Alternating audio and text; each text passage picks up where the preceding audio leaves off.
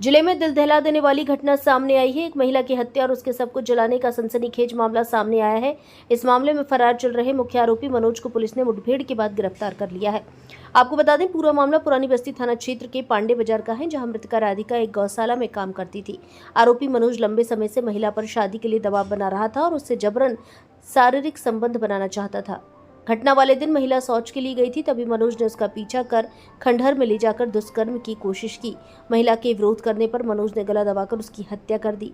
पहचान छिपाने के उद्देश्य से उसने सबको पत्तियों से ढककर उसमें आग लगा दी। घटना की जांच में जुटी पुलिस को सूचना मिली कि आरोपी मनोज नेशनल हाईवे स्थित सबदैया कला गांव के पास देखा गया है।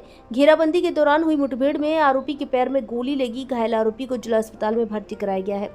इस पूरे मामले में जब पुलिस अधीक्षक अभिनंदन से बात की तो उन्होंने बताया कि हम लोग द्वारा मौके स्थल पर निरीक्षण किया गया। वहां पहले तो ये बताया गया कि जलने से इसकी मृत्यु हुई है, लेकिन घटना स्थल का बारीकी से निरीक्षण किया गया। तमाम वहां लोगों से बात की गई तो सीसीटीवी फुटेज का भी अवलोकन किया गया। तो घटना इस प्रकार से थी कि जो महिला मृतका है मूल क्षेत्र थाना वाल्टरगंज की रहने वाली थी और पिछले एक हफ्ते से एक गौशाला है, वहां दोनों बहनें एक साथ काम करती थी।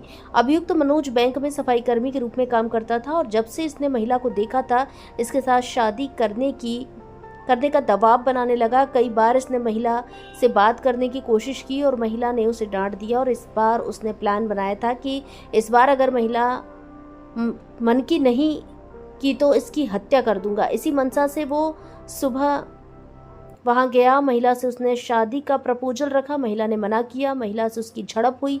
उसके बाद उसने महिला की गला दबा के हत्या की। उसके बाद वहीं पड़ी ईंट से उसके सर पर मारा, जिससे उसकी मृत्यु हो गई। उसके बाद बॉडी को डिस्पोज करने के उद्देश्य से, ताकि पहचान में न आए, किसी को कुछ पता न चले, वहीं रखी पत्तियों से उसे ढक दिया और उसमें आग लगा दी, ताकि इसकी शिनाख्त न हो पाए, किसी को इसका पता न चले। तत्काल ही टीमें जब एक्टिवेट हुई तो उसकी गिरफ्तारी के आदेश हुए।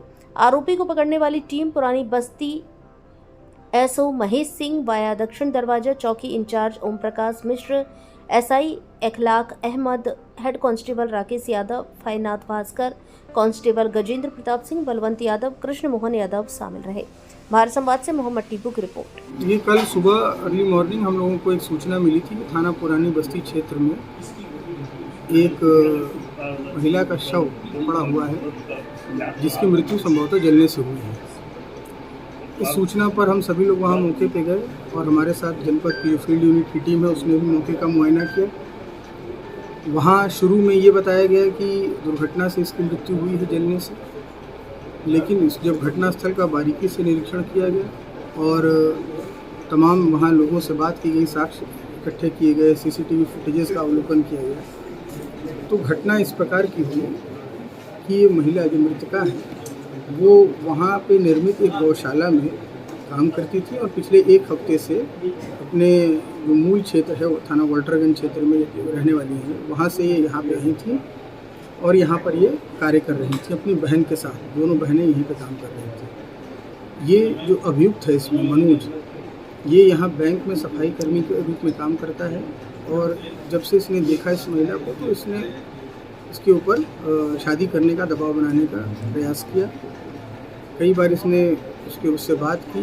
जब महिला ने इसको बिल्कुल डांट दिया और तब इसके मन में इसने इस तरह की चीज़ों को प्लान किया कि अगर इस बार महिला मना करेगी तो इसके साथ इस तरह की उसकी हत्या कर देगा। इसी मंशा से सुबह में वो वहाँ गया और महिला से उसने शादी करने का प्रपोजल रखा। महिला ने मना किया, दोनों के बीच में झड़प हुई।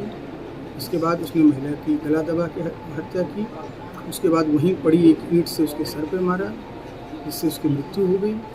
और उसके बाद बॉडी को डिस्पोज करने के उद्देश्य से, ताकि पहचान में ना आए और किसी को पता न चले, वहीं रखी पत्तियों में उसे ढक दिया और पत्तियों में आग लगा दी, ताकि इसकी शिनाख्त ना हो पाए, किसी को पता न चल पाए।